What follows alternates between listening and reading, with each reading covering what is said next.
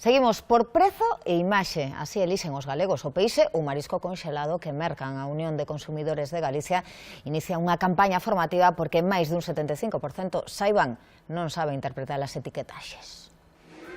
Galicia segue sendo unha das principais produtoras de peixes e mariscos conxelados. Ninlle miro a etiqueta, miro que sean grandes, baratas e punto. Informalmente o consumidor di, sí, a mí o que me importa é a calidade do produto, pero finalmente o que se busca sempre é prezo.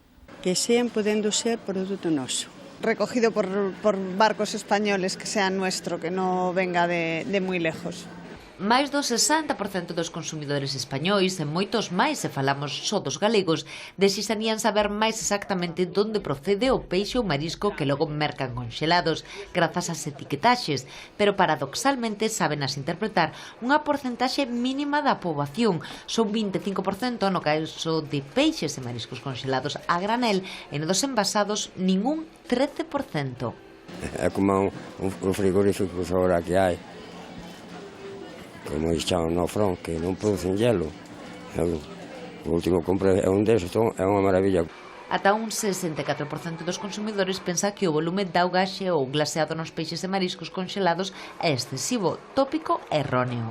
A técnica do glaseado é unha técnica que permite que o peixe conxelado se manteña máis tempo e que tamén permite que o peixe non se deshidrate. Son 20% dos enquisados para este estudo da Unión de Consumidores de Galicia ben interpreta a información que trae en xeral a etiquetaxe sobre os pesos. Peso neto ou peso neto escurrido. En calquera dos seus casos estamos a falar do peso do propio peixe ou do propio marisco. Restado o peso da embalaxe e restado o peso do líquido ou do xeo de cobertura. Peixe conxelado ou de marisco conxelado a granel se lle debe informar do prezo do produto incluindo o xeo e do prezo do produto sin o xeo.